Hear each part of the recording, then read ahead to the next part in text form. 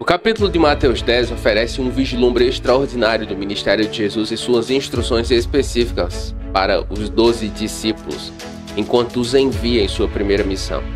Este capítulo é como um manual prático de como ser um discípulo de Cristo e proclamar o reino de Deus. Nele, encontramos uma mistura envolvente de autoridade divina, desafios inesperados e promessas reconfortantes.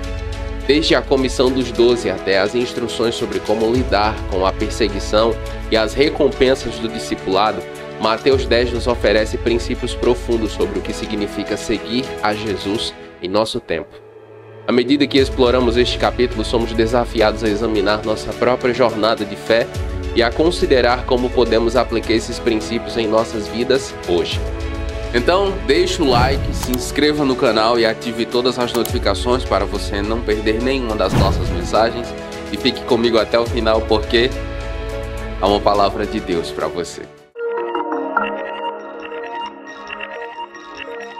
Chamando seus 12 discípulos, deu-lhes autoridade para expulsarem espíritos imundos e curarem toda doença e enfermidade. Em Mateus capítulo 10, versículos de 1 a 4, vemos um dos momentos mais importantes da igreja. Jesus dá poder aos apóstolos e lhes envia para pregar o evangelho. Não sei com você, mas a primeira vez que li esse texto, a primeira pergunta que fiz ao Senhor foi: por que isso não acontece mais em nossos dias? O poder foi apenas para os apóstolos? A resposta veio com o tempo e a vivência do cristianismo, e eu gostaria de compartilhar o meu entendimento dessa questão com você. Em primeiro lugar, os apóstolos viveram em um período fundamental da história, quando a fundação da igreja precisava ser estabelecida firmemente. Os milagres serviam como sinal da autenticidade da mensagem do evangelho e da autoridade divina de Jesus, ajudando a estabelecer a igreja primitiva num contexto de ceticismo e perseguição. É importante ter em mente que cada milagre realizado pelos apóstolos tinha um propósito específico alinhado ao plano de Deus, não apenas demonstrando poder, mas também promovendo fé, arrependimento e salvação entre os testemunhos. Em segundo lugar está o desenvolvimento da fé dos apóstolos.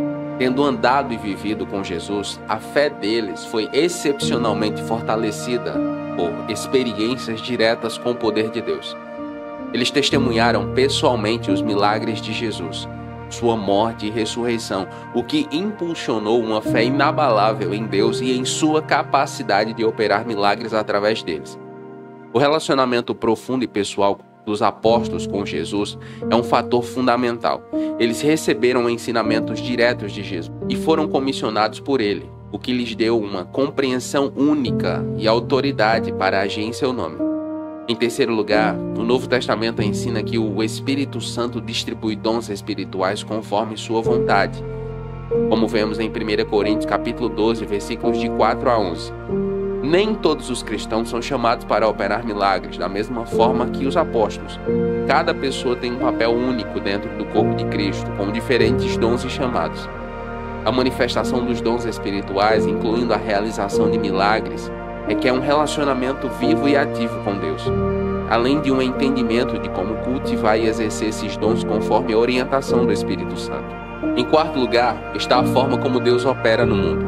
Isso pode mudar de acordo com os períodos históricos, as necessidades espirituais da humanidade e sua soberania. Milagres ainda acontecem, mas podem não ser sempre tão públicos ou espetaculares quanto os descritos no Novo Testamento. Deus continua agindo na vida dos crentes, embora seja de maneiras que às vezes são mais sutis ou pessoais. Muitas vezes os cristãos dos nossos dias testemunham ou experimentam milagres sem reconhecê-los como milagres. O agir de Deus pode ser percebido em curas, mudanças de circunstâncias ou até mesmo na transformação interior de pessoas. Por fim, está um fator muito importante e esquecido pela maioria de nós. O maior milagre da história da igreja é a morte e ressurreição de Jesus. Isto é um fato. Quem não crê nisso não seria convencido de outra forma. Em Mateus capítulo 10, versículos de 2 a 4, você pode ver o nome dos apóstolos. Todos pecadores, mas mesmo assim o Senhor os escolheu. O mesmo acontece comigo e com você. Deus nos escolhe apesar de nossas imperfeições. Não levem ouro nem prata, nem cobre em seus cintos, nem sacola para o caminho, nem 2 túnicas, nem sandálias, nem cajado, pois o trabalhador merece o seu sustento. Mateus capítulo 10, versículos de 5 a 10, deixa claro que nós devemos depender de Deus para cumprir a missão. Deus provê o necessário para a missão. Em Filipenses capítulo 4, versículo 19, o apóstolo diz: "E o meu Deus suprirá todas as suas necessidades de acordo com as suas riquezas em Cristo Jesus." O problema que eu vejo nesse ponto, que causa muitas vezes muita estranheza na maioria dos vocacionados, é a falta de paciência. Eu mesmo fui muito tentado nesse ponto, mas eu soube esperar, digamos assim. Eu não cedi a tentações que me cercavam à época, no início do meu chamado. Hoje eu vivo em tempo integral do Jesus e a Bíblia e não recebo sustento de nenhuma igreja. O sustento que eu recebo no Jesus e a Bíblia vem do conteúdo que nós produzimos por meio do AdSense, das ofertas que vocês nos enviam e dos cursos que nós vendemos. O nosso sustento vem daí, tendo obviamente Deus como o grande provedor. O que eu quero dizer é que eu procurei sempre ser íntegro nessa área, entende? Eu não vendi minha alma para viver do evangelho, digamos assim. Eu procurei sempre ser muito autêntico. E uma vez eu ouvi Joyce Meyer, inclusive, dizendo, eu era adolescente ainda ouvindo isso. Ela disse: Deus sustenta aquilo que Ele aprova. Eu era garoto, então eu vivi esperando por 16 anos. Eu sempre querendo saber como seria isso. Eu imaginava que seria por meio de uma igreja, mas não foi esse o caminho que Deus quis. Deus quis que fosse por meio da internet. O que eu quero dizer é que esse versículo é muito real. O meu Deus suprirá todas as suas necessidades de acordo com as suas gloriosas riquezas em Cristo Jesus. O problema, muitas vezes, do vocacionado é que ele coloca sua esperança de provisão em pessoas, em igreja, enfim, mas não do Senhor. E o Senhor não dará a sua glória a ninguém. Então, se você é vocacionado ou vocacionada, confie no Senhor. Há uma riqueza em Deus disposta a ser aberta para suprir a sua chamada. Mas você precisa fazer isso de acordo com as regras de Deus. Se alguém não os receber, nem ouvir suas palavras, saiam daquela casa ou cidade e sacudam o pó dos seus pés. As instruções de Jesus em Mateus capítulo 10, versículos de 11 a 14, a orientar os discípulos a sacudirem o pó dos pés em caso de rejeição à sua mensagem, abordam uma parte específica da resposta à perseguição e à rejeição. Essa orientação não significa que os cristãos estejam livres de enfrentar perseguição. Pelo contrário, indica uma maneira de lidar com a rejeição sem se deixar paralisar por ela. Jesus preparou os seus seguidores para a realidade da perseguição em várias passagens no Novo Testamento. Ele os alertou de que enfrentariam oposição, sofrimento e até mesmo a morte por causa do seu nome.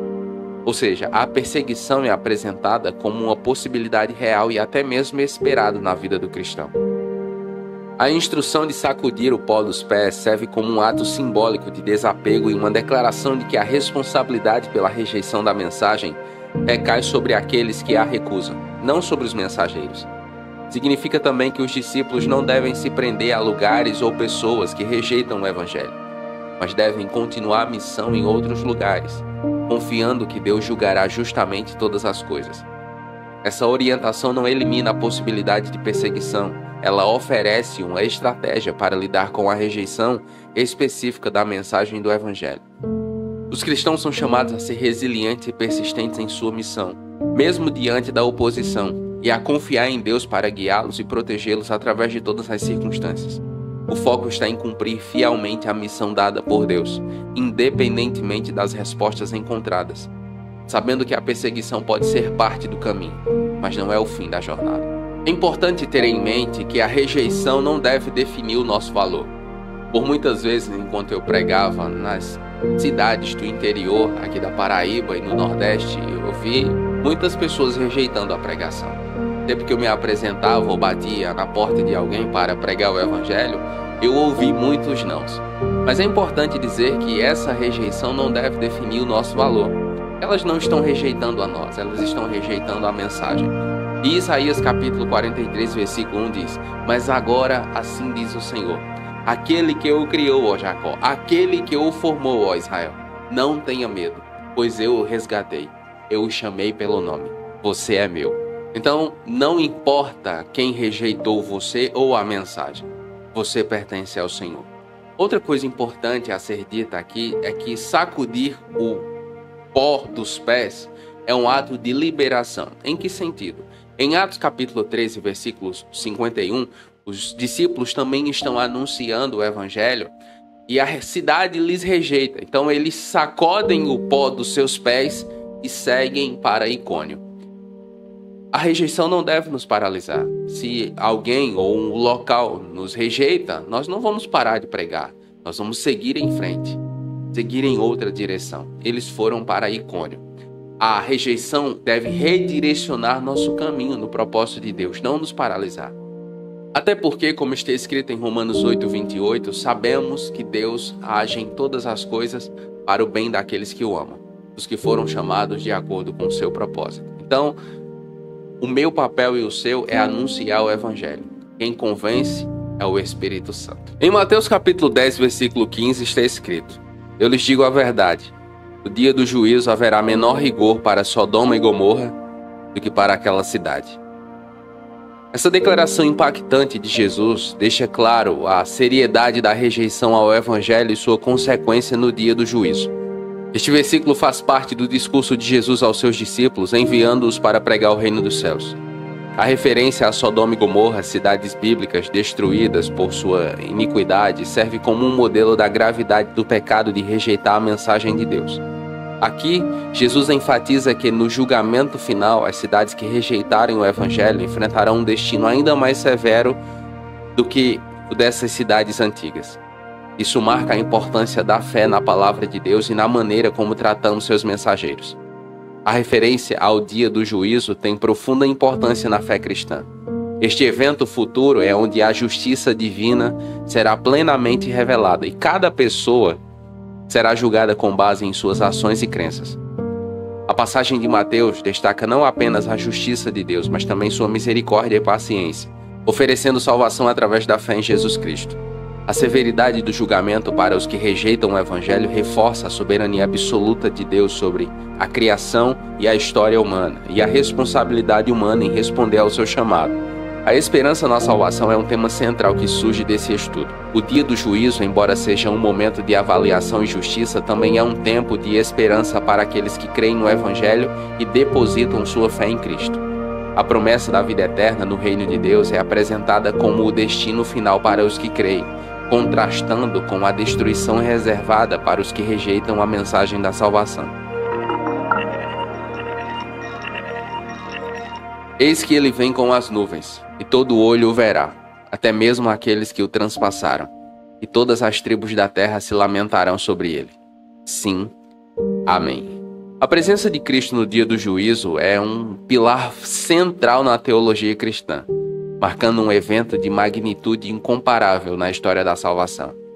O versículo de Apocalipse 1:7 descreve a segunda vinda de Cristo de forma majestosa e universal, afirmando que todo olho o verá, inclusive aqueles que o crucificaram.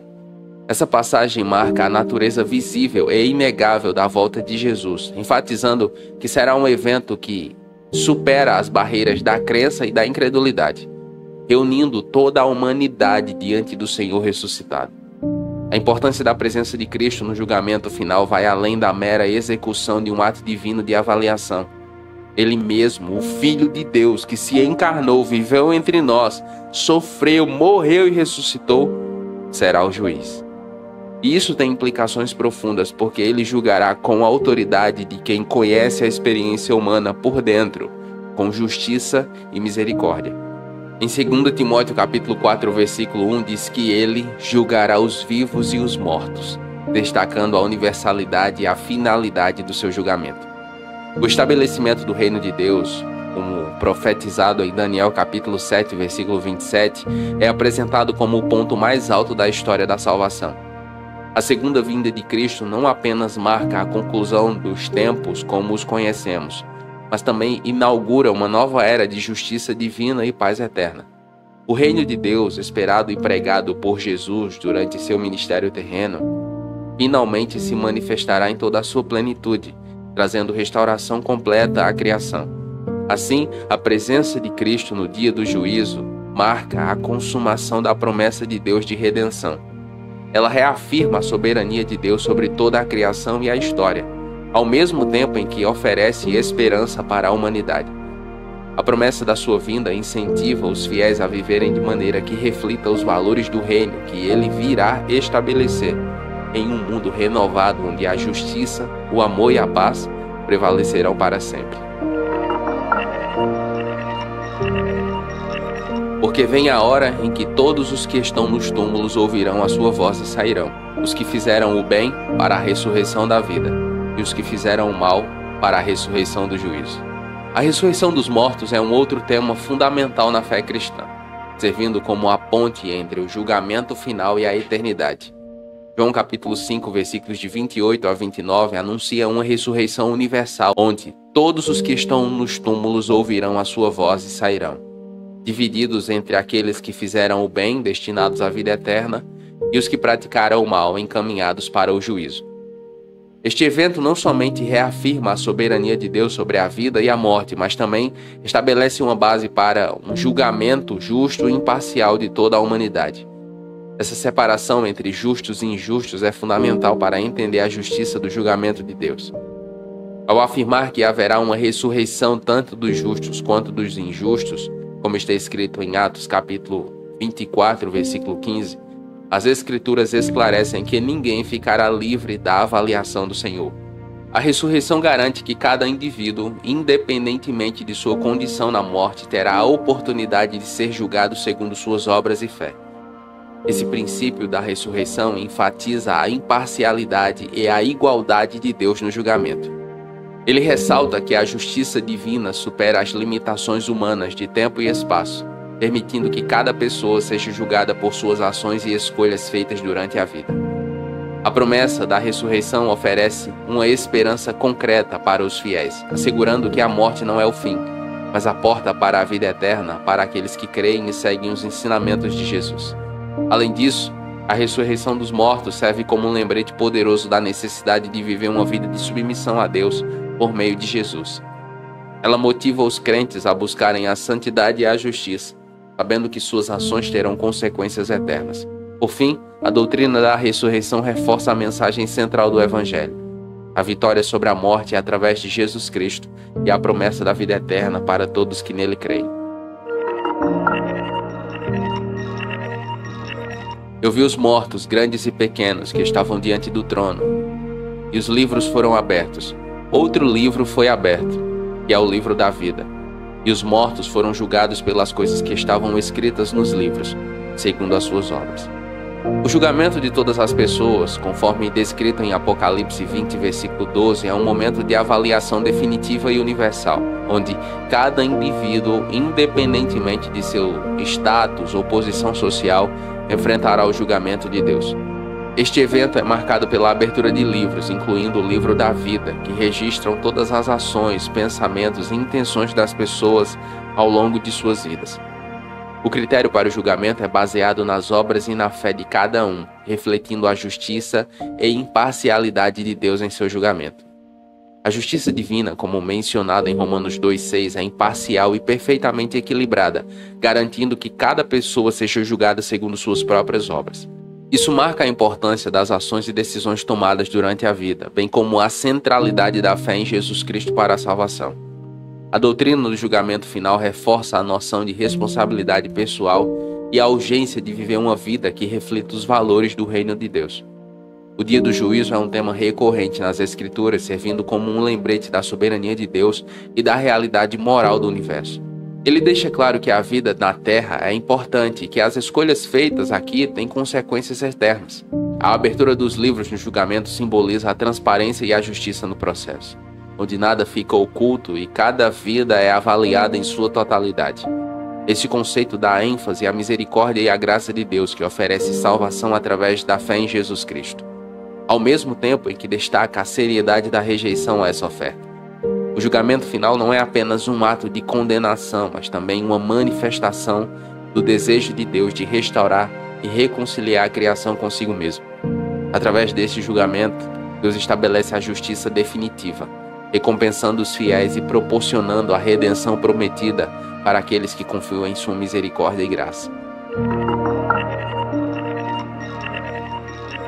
Então dirá o rei aos que estiverem à sua direita: Vinde, benditos de meu Pai, possuí por herança o reino preparado para vós desde a fundação do mundo. A separação final descrita em Mateus capítulo 25, versículo 34 e Mateus 25, 46 marca o fim do julgamento divino, onde os destinos eternos são selados. Essa separação é um momento definitivo e irrevogável, distinguindo entre os justos, que receberão a vida eterna no reino de Deus, e os injustos, que enfrentarão o tormento eterno.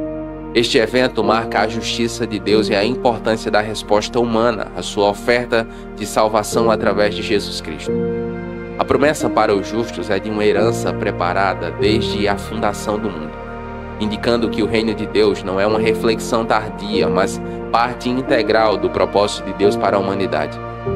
Aos justos é garantida uma existência onde a comunhão com Deus é restaurada plenamente, livre do pecado, sofrimento e morte. Esta promessa é um testemunho do amor e da misericórdia de Deus, que deseja que todos sejam salvos e cheguem ao conhecimento da verdade. Por outro lado, a severidade da separação final é manifestada no destino dos injustos. São apartados da presença de Deus e submetidos a um tormento eterno. Essa realidade enfatiza a gravidade da rejeição ao Evangelho e a necessidade de arrependimento e fé em Cristo. A ideia do castigo eterno serve como um lembrete sombrio das consequências eternas do pecado e da importância de buscar a reconciliação com Deus por meio do arrependimento e fé em Jesus. A separação final é uma expressão da justiça de Deus, mas também um chamado à reflexão sobre as escolhas pessoais e a urgência da conversão. Ela destaca a dualidade da mensagem do Evangelho. Por um lado, a promessa de redenção e vida eterna para os que creem, e por outro, a advertência de julgamento e separação para os que rejeitam a oferta de salvação. Esse momento decisivo reforça a soberania de Deus e a responsabilidade humana diante da eternidade, incentivando todos a viverem de maneira que honre a Deus e busque sua vontade. E vi um novo céu e uma nova terra, porque o primeiro céu e a primeira terra passaram, e o mar já não existe. O estabelecimento do reino eterno, como descrito em Apocalipse capítulo 21, versículos de 1 a 3, marca o ponto mais alto da narrativa bíblica, onde Deus inaugura uma nova realidade livre das marcas do pecado e da queda. Este novo reino representa a consumação da promessa de Deus de restauração e redenção, oferecendo uma visão de esperança e restauração para toda a criação.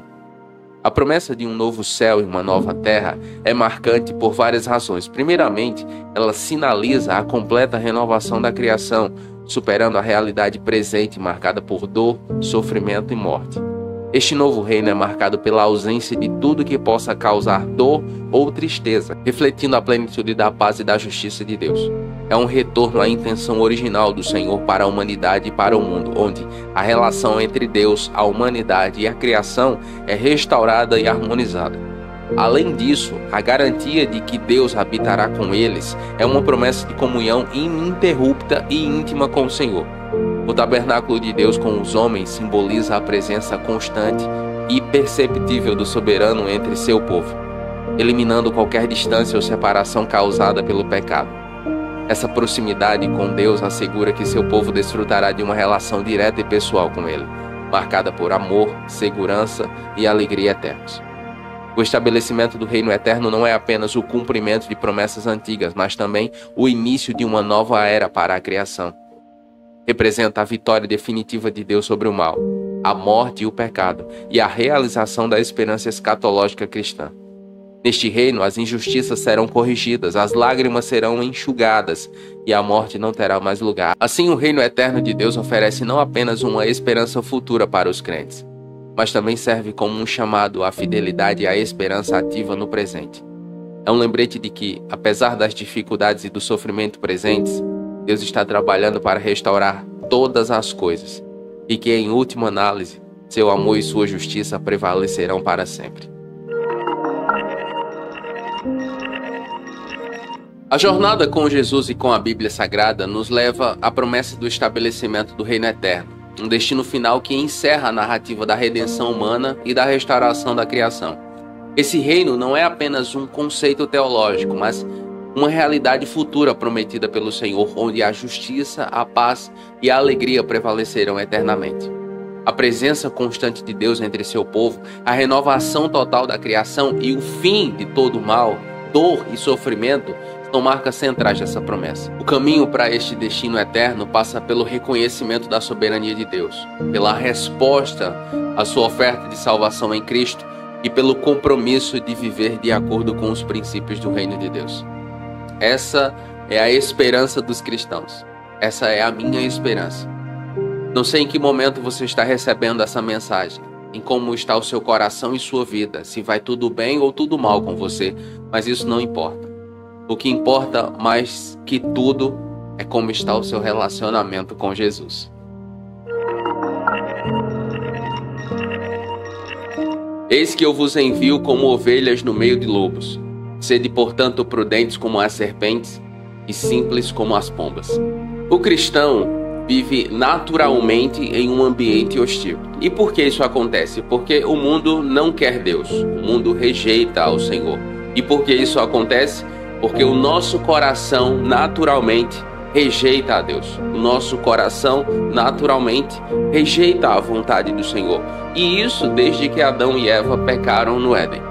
Nesse contexto, o Senhor Jesus nos envia como ovelhas em meio aos lobos.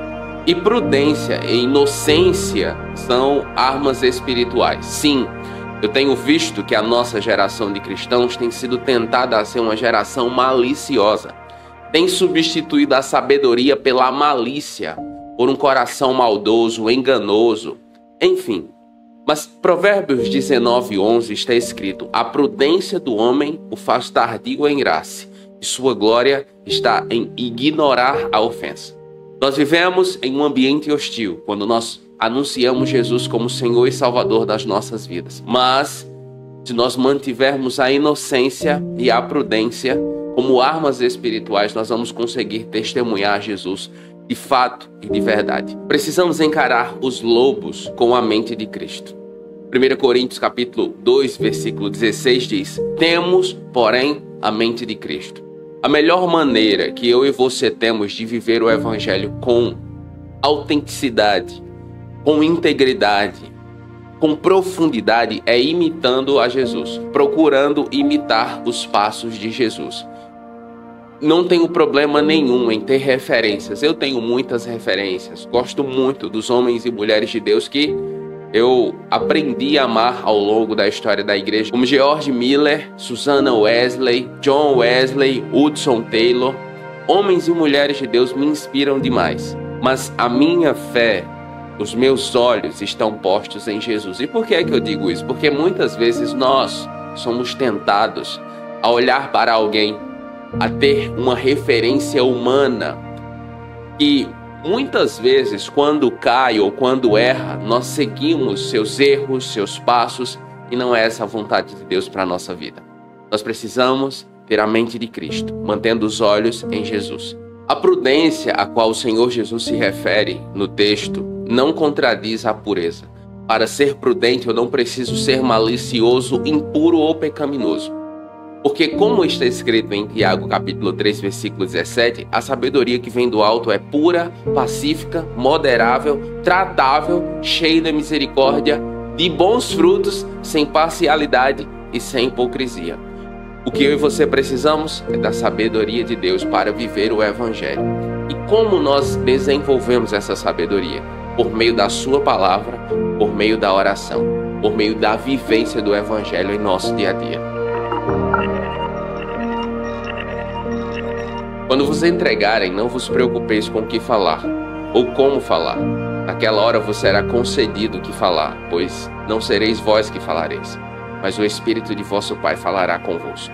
Um dos nossos desafios é tornar Jesus conhecido, pregar o Evangelho. Eu lembro que eu comecei a pregar o Evangelho ainda no meu primeiro ano de conversão, evangelizando na rua, entregando folhetos, enfim. Essa foi o meu seminário, digamos assim. O meu primeiro seminário.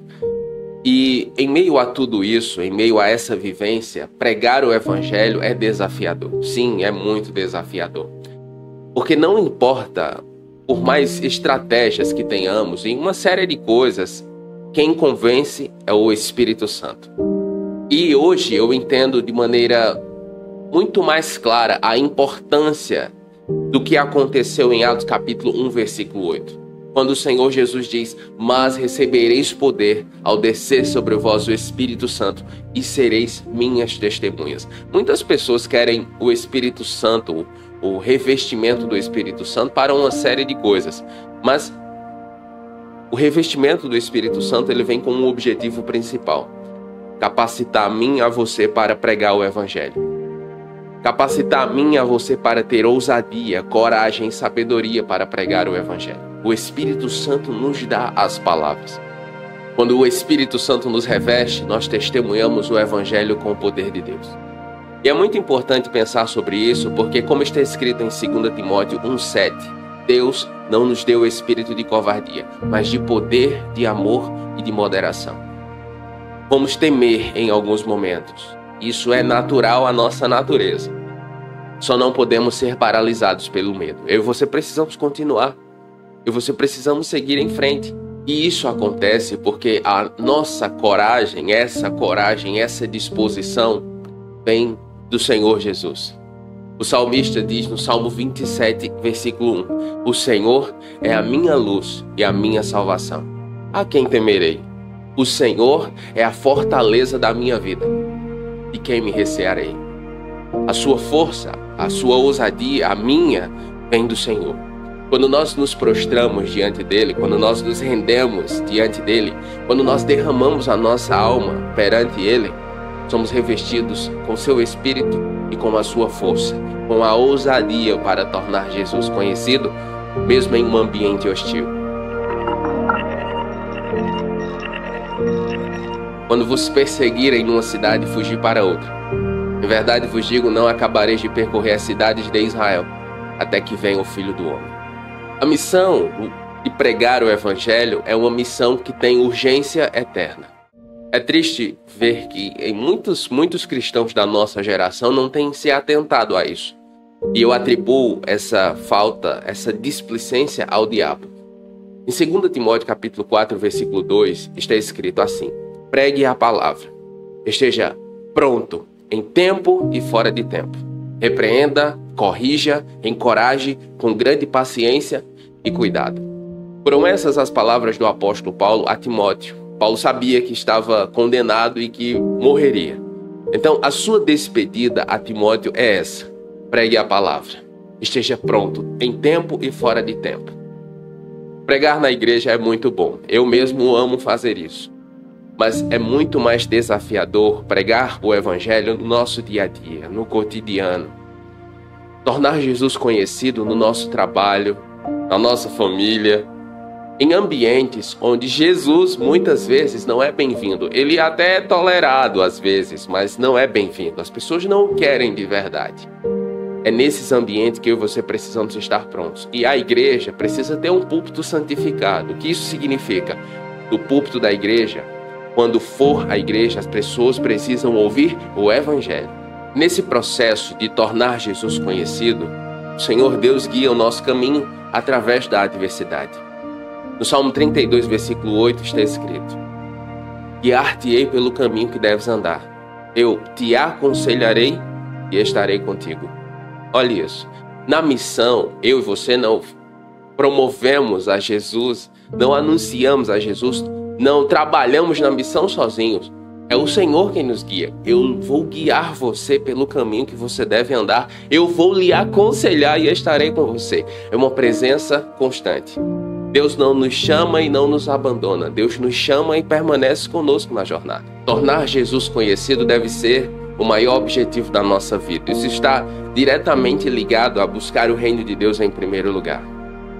Nós devemos perseverar até a vinda do Senhor.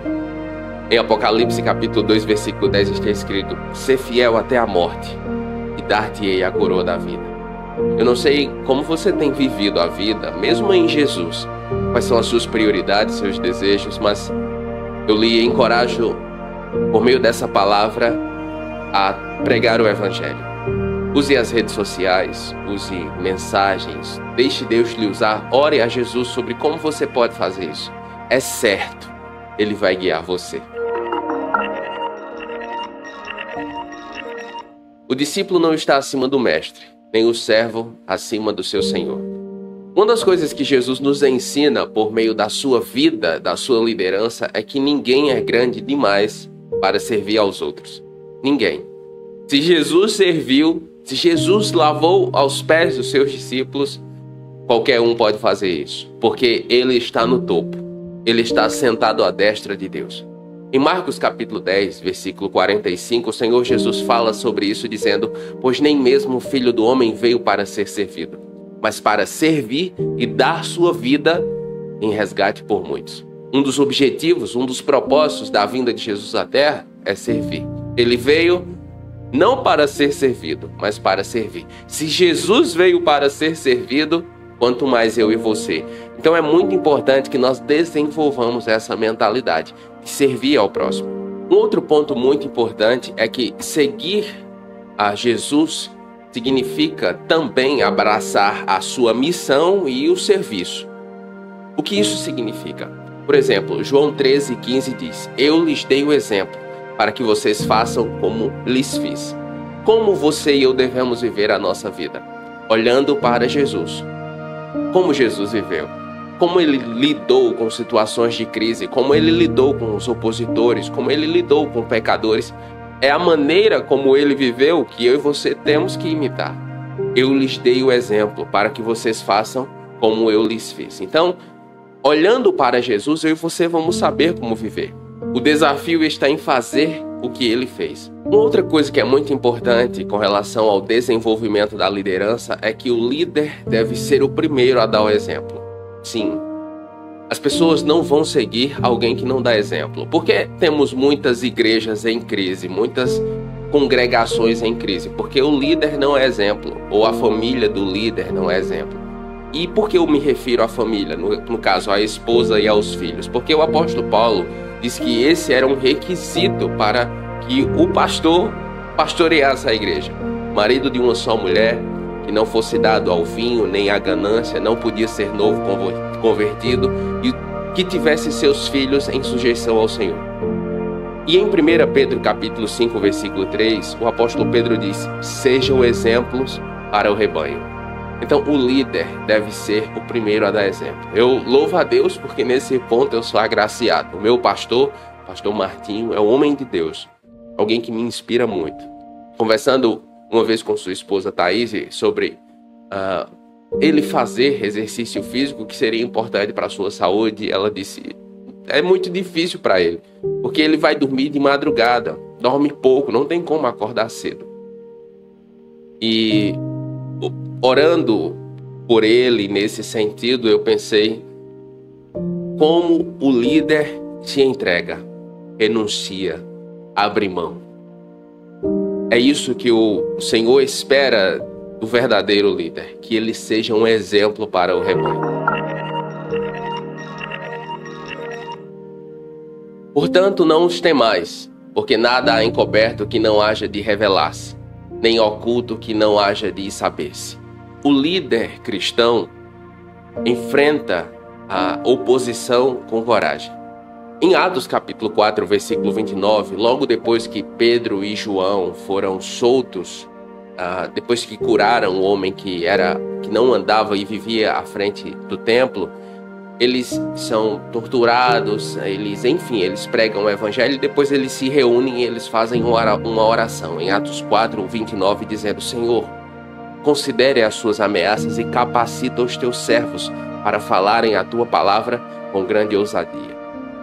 Depois da opressão ou repressão dos judeus, eles não se esconderam, eles não pararam de pregar. Eles oraram a Deus pedindo ainda mais ousadia e coragem para pregar. E assim o fizeram. Então, o líder cristão, e líder, aqui eu me refiro não a só o pastor, ou ao líder de uma igreja ou de pequeno grupo, você, pai, mãe, você jovem que tem que liderar sua vida e seus estudos, todos nós somos líderes em alguma área.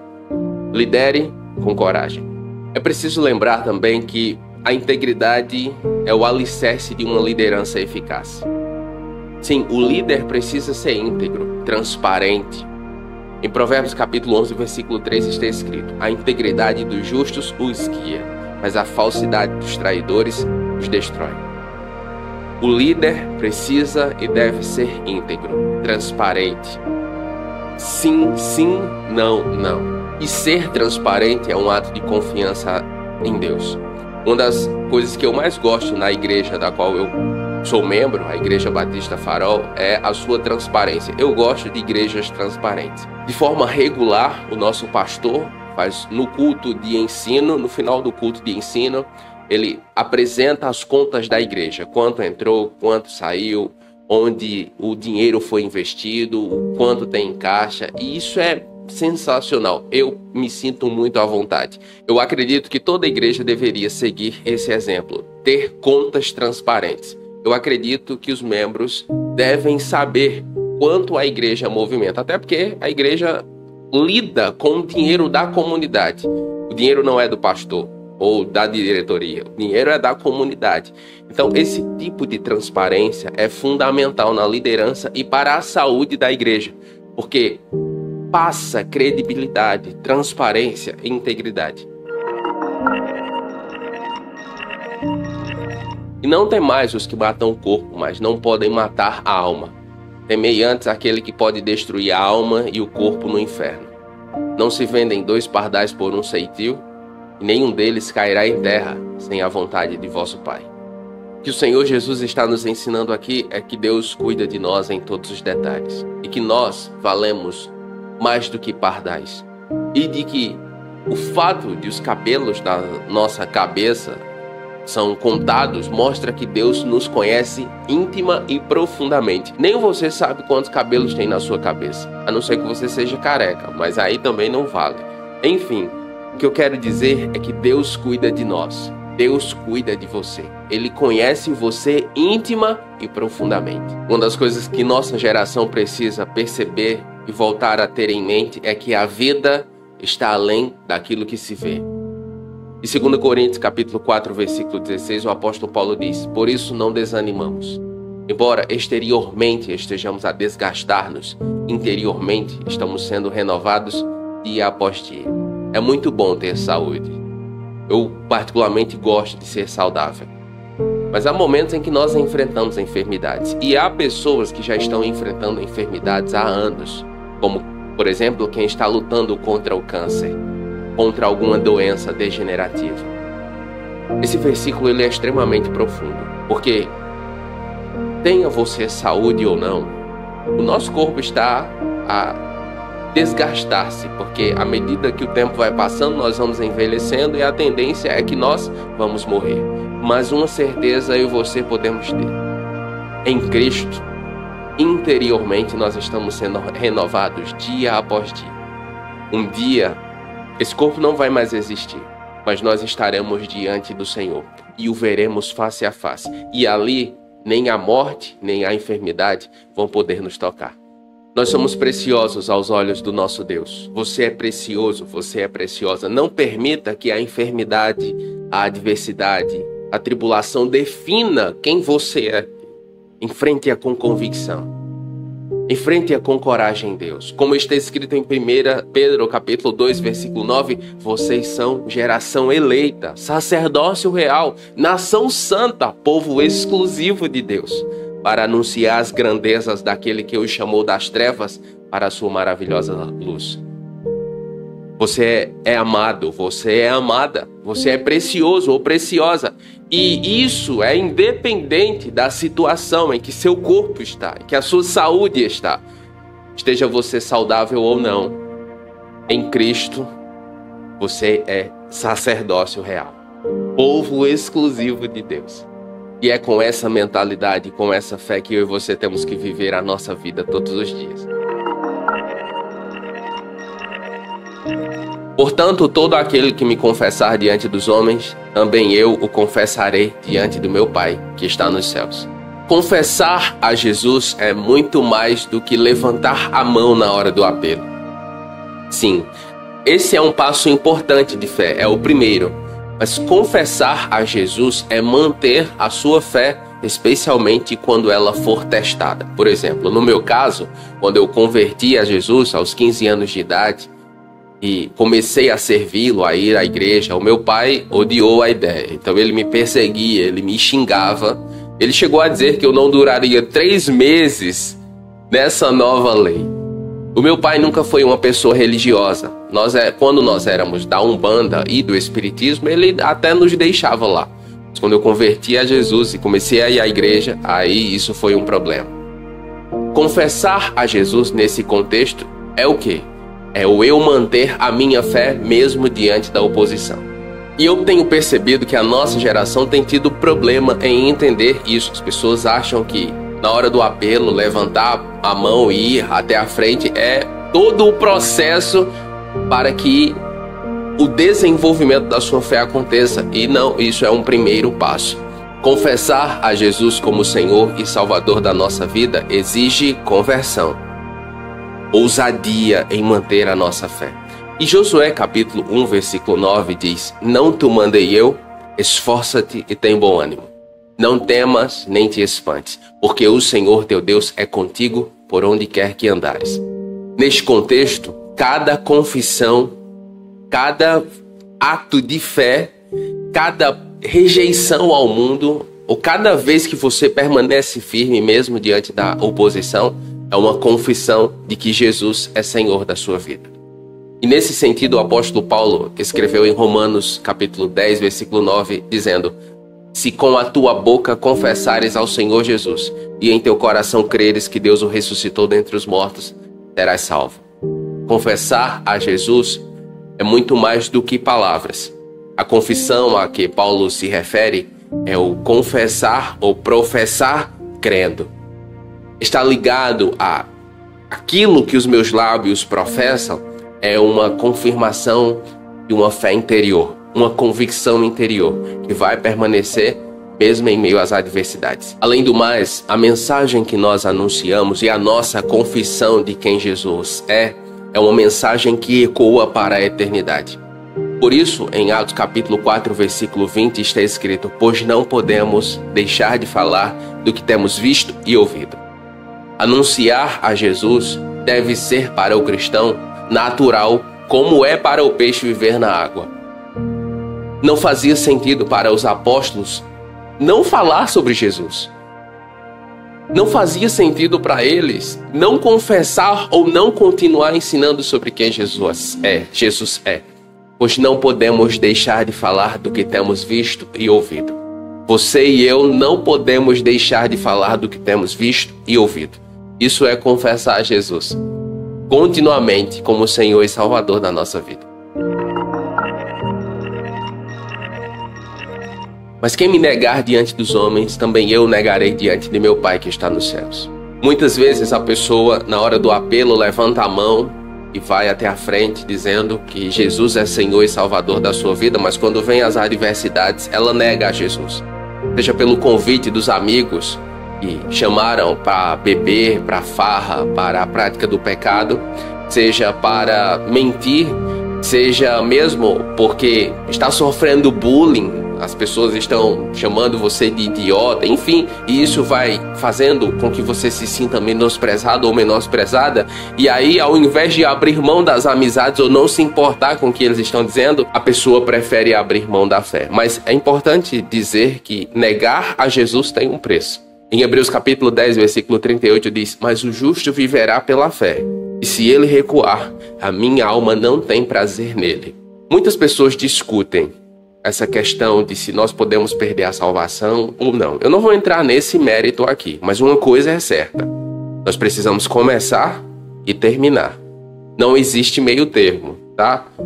Não existe meio termo. Não existe essa coisa de começou bem, no meio do caminho se perdeu e tá tudo bem com Deus. Não, não existe isso. Você precisa começar e você precisa terminar.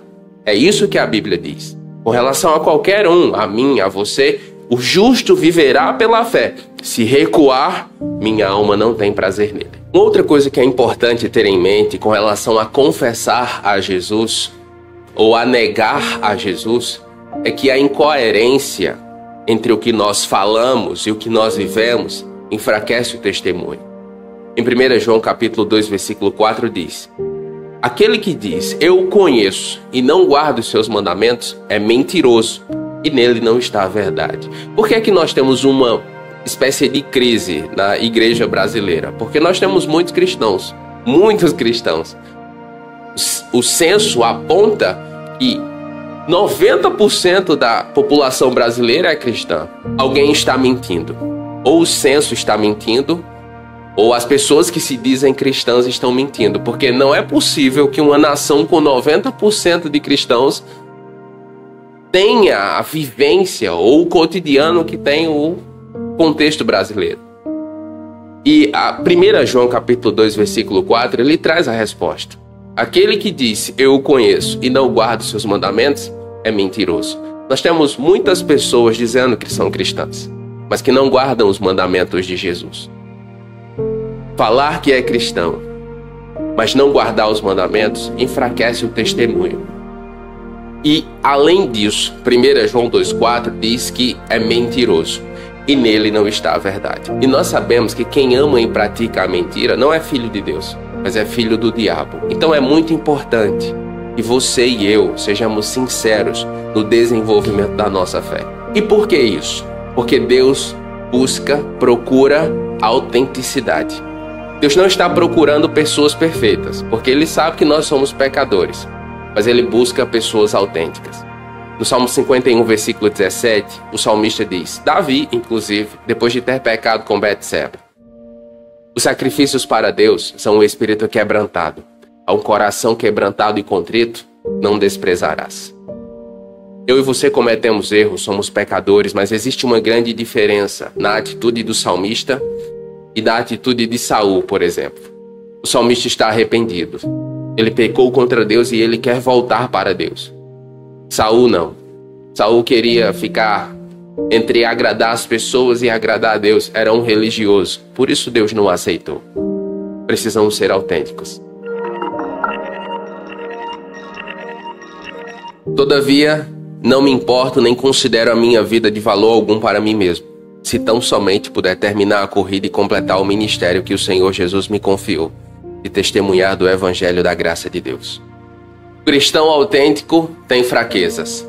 Sim, o cristão autêntico, ele fala sobre suas vulnerabilidades. Eu particularmente não gosto de ouvir pregadores ou pregadoras que se acham invulneráveis. Há pessoas que você ouve e a sensação que eu tenho muitas vezes é que eu estou ouvindo um anjo pregar, não um pecador. E esses eu realmente não sigo, não ouço. Porque quem é autêntico tem fraquezas. Em 2 Coríntios capítulo 12, versículo 9, o apóstolo Paulo faz uma descrição de si mesmo. E veja, o apóstolo Paulo, um homem que depois de Jesus foi quem mais tornou o evangelho conhecido. Ele disse assim: de boa vontade, pois, me gloriarei mais nas minhas fraquezas, para que o poder de Cristo repouse sobre mim. Era um homem com vulnerabilidades. Paulo não tinha o objetivo de ser o perfeitão, o santarrão, sabe? O cristão mais espiritual do mundo. Não, ele queria ser autêntico e era autêntico. Paulo falava muito sobre suas fraquezas, sobre o que ele fez, sobre o que Jesus fez, enfim. Paulo definia a si mesmo como o pior dos pecadores. E na minha opinião não existe ninguém mais autêntico do que Jesus. Jesus é o modelo supremo de autenticidade. João 13, versículo 15 diz: eu vos dei o exemplo, para que como eu fiz, façais vós também. Jesus é muito autêntico, extraordinariamente autêntico, real. Você não vê ele com máscaras. É isso que eu e você precisamos viver. Como está escrito em Efésios capítulo 5, versículos 1 e 2, nós precisamos ser um reflexo de Cristo a este mundo. Eu acredito que há um propósito específico de Deus para a vida de cada cristão. Eu acredito que há um chamado de Deus específico para a sua vida, assim como há para a minha. Muitos cristãos têm dificuldade na descoberta desse chamado. Muitas vezes vivem confusas. Eu acredito que o meu e-book, Descobrindo o Propósito de Deus para a Sua Vida, é o guia que vai lhe ajudar na descoberta do seu chamado. Nele eu compartilho como eu mesmo vivenciei essa experiência e compartilho também a experiência de outros homens e mulheres de Deus à luz da Bíblia. Ele é um guia muito completo. Para mais informações, basta acessar o link que está na descrição. Voltando ao estudo de Mateus 10, qual dos princípios bíblicos mais falou com você? Me diga nos comentários, eu gostaria de saber. E se você ficou comigo até aqui, escreva aí nos comentários: eis-me aqui, Senhor. E eu vou saber que você ficou comigo até o final. Eu oro para que Deus abençoe a sua vida e até a próxima.